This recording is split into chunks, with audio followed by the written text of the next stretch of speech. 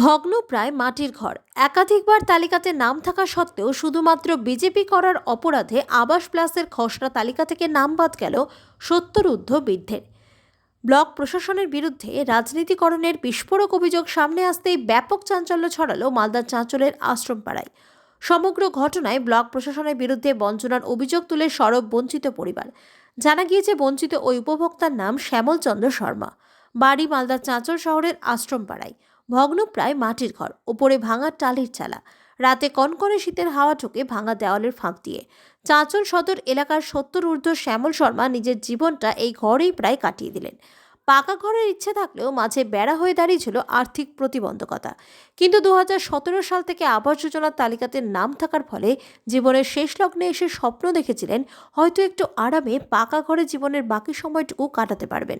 কিন্তু মাঝে দুর্নীতির অভিযোগে বন্ধ হয় আবাস যোজনার টাকা। পরবর্তীতে কিছুদিন আগে রাজ্য সরকারের আবাস প্লাসের সার্ভে শুরু হওয়ার পর খসড়া তালিকা থেকে নাম বাদ গেল ওই বৃদ্ধর। নেপথ্যে রাজনৈতিক রং, কারণ তিনি দীর্ঘদিনের বিজেপি কর্মী। শ্যামলবাবুর বিস্ফোরক অভিযোগ, একাধিকবার তালিকাতে নাম থাকার পরেও এবার তালিকা থেকে নাম বাদ গেছে শুধু রাজনৈতিক কারণে। কারণ তিনি এলাকায় সক্রিয়ভাবে বিজেপি করেন, এই বুথে বিজেপির মেম্বার রয়েছে। ব্লক প্রশাসনের যারা এই সার্ভে করেছেন তারা টাকা কিংবা রাজনৈতিক রং দেখে করেছেন বলেই অভিযোগ। প্রশ্ন উঠেছে, মুখ্যমন্ত্রী যখন নির্দেশ দিয়েছিলেন যাদের কাঁচা বাড়ি আছে প্রত্যেকে পাবেন, সেখানে কিভাবে আবাস নিয়ে এত ভুরি ভুরি অভিযোগ? বিজেপির স্থানীয় পঞ্চায়েত সদস্য প্রসেনজিৎ শর্মার মতে, তিনি সক্রিয়ভাবে বিজেপি করেন বলে তৃণমূল টাকা চাইতে ভয় পেয়েছে, আর টাকা নিতে পারেনি বলেই নাম বাদ গেছে। যদিও তৃণমূলের দাবি এক্ষেত্রে রাজনীতির কোনো ব্যাপার নেই, প্রশাসন সবটা দেখে তালিকা তৈরি করছে, সমস্যা হলে ব্লকে অভিযোগ দায়ের করতে। সমগ্র ঘটনার সামনে আসতেই শুরু হয়েছে রাজনৈতিক চাপানোউতর।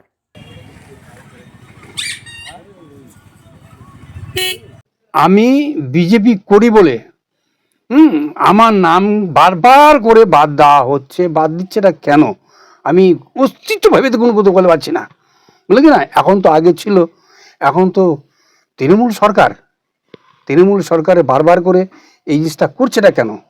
একবার তো নয়, আজ 10-15 বছর হতে চললো সরকার কোনো ভুকেবি করে না। এটা সেটা করে আমার কাছে কেউ টাকার জন্য আসেনি, কেন বিজেপি করি জানে যে কঠোর লোক, বুঝলি না, 5 পয়সা ফাদার মাদারে থাকার চেষ্টা করবে না, বুঝলি না। না ধরুন আমার কাছে এখানে আসতে পারে না, দূর দূরান্ত থেকে যাচ্ছে, কিন্তু কোনো কিছু সুরাহা করা হয়নি। আমি ভারতীয় জনতা পার্টি করি, এখন বর্তমান বিজেপি, কিন্তু আমার কয়েকবার বাড়ির আবাসন যোজনার নাম তালিকা থাকা সত্ত্বেও বারবার করে নাম কাটছে আমার। কেন কাটছে আমি ভেবে কোনো কুৎসিত করছি না। বিজেপি করার অপরাধে না রাজনীতির মানে অপরাধে যে আমাকে এই রাতে ভোটে এগুলো নামগুলো কেটে যাচ্ছে। কেন? আমি 70 সালের থেকেই ভারতীয় জনতা পার্টি বিজেপি করে আসছি। কি কারণে আপনার নামটা কাট? আমি জানি না যে এই যে রাজনীতি সঙ্গ, এই তো রাজনীতি উদ্দেশ্য, এছাড়া তো অন্য কিছু না। কেন বারবার করে এই নামগুলো কাটছে আমার দেন ঘরের অবস্থাটা দেখেন, ঘরের অবস্থাটা দেখলেই বুঝতে পারবে। এবং ব্লক এসে বারবার করে ইনকোয়ারি করে গেল, এবারও ইনকোয়ারি করে গেল, আমার নাম তালিকা দিয়ে গেল, দিয়ে যা বলছে আপনি অবশ্যই পাচ্ছেন। তা সত্ত্বেও যে আমার নাম কেটে দিচ্ছে কেন? বিজেপি করার কি অপরাধ, না আরও কোনো কিছু আছে?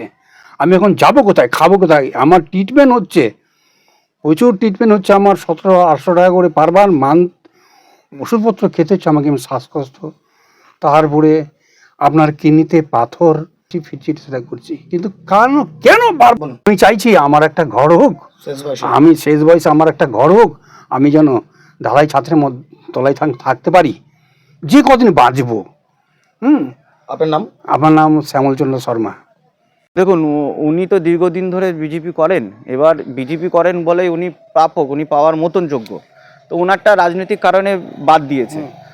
কারণ বিরোধী সংগঠনের দলের লোক, ওনারা প্রচার করতে চাইছেন যে মমতা ব্যানার্জি বাংলা আবাস যোজনা ঘর দিচ্ছে, এবং সেই প্রচার রাখার জন্যই শুধু এটা বদমাশি করে বলা চলে, একমাত্র রাজনৈতিক প্রতিহিংসামূলক রাজনীতি করার জন্য তার নামটা বাদ দেওয়া হয়েছে। মানে বিজেপি করার কারণেই না, বিজেপি করে না কেন, গরিব মানুষ যেই থাকুক না সেই ঘর পাবে। কারণ মমতা ব্যানার্জি যেসব প্রকল্প করছেন তিনি কিন্তু কোনো পার্টি বা কোনো ব্যক্তি দেখে করছেন না, কারণ তিনি লক্ষ্মীর ভাণ্ডার থেকে শুরু করে কন্যাশ্রী, যুবশ্রী, এমনকি আবাস যোজনাতেও তিনি কোনোদিন পক্ষপাতিত্ব করেননি এবং করবেনও না। তিনি যদি বাদ গেছেন, কেন বাদ গেছেন সেটা আমি অফিসিয়ালভাবে ওটাকে জানার চেষ্টা করেছি, এবং যারা ইনকোয়ারি থেকে ছিল তারা কি বেসিসে কেটেছেন তার আমি সেটাও দেখছি ব্যবস্থা করার, যে কি করে তার কাটলো কেন, এবং তিনি যদি সত্যি পাওয়ার যোগ্য থাকে তিনি অ্যাপ্লিকেশন করুক, আমি বিডিও সাহেবের সাথে কথা বলবো। দল দেখে কি ঘর দেওয়া হচ্ছে? না, আমাদের দল দেখে কোনো প্রকল্পই হয় না, কারণ আমাদের মানবিক মুখ্যমন্ত্রী মমতা বন্দ্যোপাধ্যায় কোনো দিনই কোনো পার্টি বা পক্ষপাতিত্ব দেখে কোনো কিছু দেন না। কারণ আমরা বারবার দেখে এসেছি যেসব জনমুখ প্রকল্পগুলো আছে, যেমন লক্ষ্মীর ভাণ্ডার, কন্যাশ্রী, যুবশ্রী, এইসব কিন্তু মমতা ব্যানার্জি কোনোদিনই দেখেন না কে কোন পার্টি করেন। সে যদি পাওয়ার যোগ্য থাকে তিনি অবশ্যই পাবেন।